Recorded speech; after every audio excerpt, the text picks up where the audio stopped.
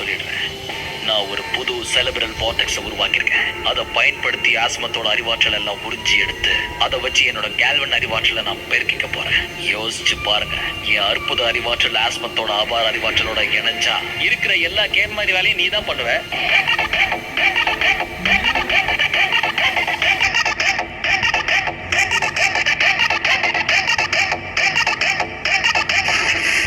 ரொம்ப கடுப்பேத்துற என் பொறுமையை நீ அளவுக்கு மீறி சோதிச்சிட்ட. இனி என்னை யாரும் தடுக்க முடியாது. நான் இப்ப சாதாரண கேல்வன் இல்ல பேன். இந்த யூனிவர்ஸ்ல எந்த உயிரினத்தை விட நான் தான் பலசாலி. உனக்கு நான் ஒரு ஆத்மார்த்தமான அட்வைஸ் சொல்றேன், கேட்டு நல்ல டாக்டர் பாரு.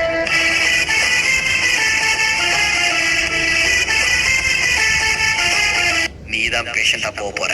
ஓஹோ, காமெடியா? நல்ல வேலை, கபாலு சிரிச்சிட்டு போய்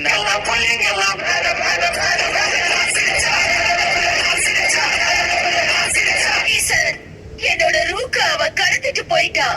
அவளை என்னால ஃபாலோ பண்ணி புடிச்சிருக்க முடியும். ஆனா ஒரு பிரம்மாண்டமான இல்ல ரொம்ப இழைச்சி போன ஒரு அக்கரோஷன் ஏலியன் ரூக்கோட இந்த ட்ரக்க ஒரு வழி பண்ணாம இருந்திருந்தா. இது ரூக் மேல எனக்கு இருக்கிற அன்போட வெளிப்பாடு. நல்ல பாடு.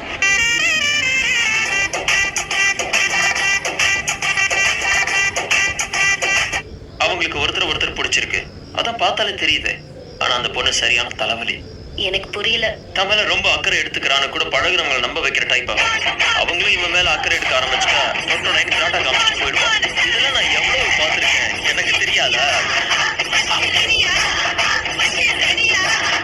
இல்ல ஃப்ரெண்ட்ஸ் சொல்லி கேள்விப்பட்டிருக்கேன்.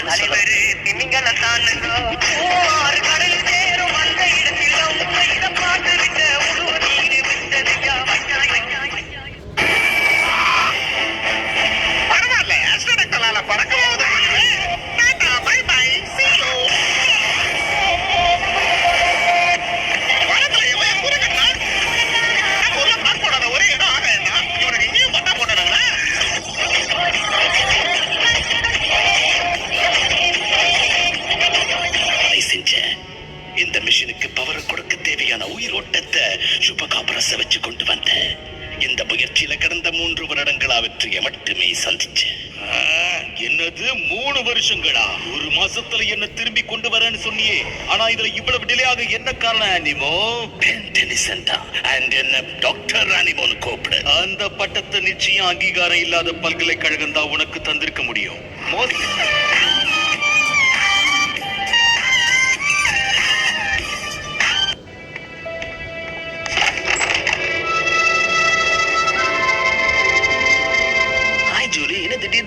இப்படி போகும்போது உன் ஞாபகம் வந்தது. பட் நீ பிஸியா இருந்தா நான் அப்புறம் வரேன். நான் படிச்சிட்டு இருந்தேன்னு சொன்னா மட்டும் நம்ப போறேன்.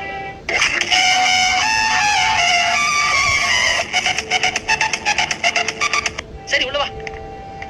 ஏன் ரொம்ப அப்செட்டா இருக்க? ஒரு ப்ராப்ளம் ரொம்ப கன்ஃபியூஸ் பண்ணது ஜோலி. மேக்ஸ்லயா? வராததுல என்ன கன்ஃபியூஷன்?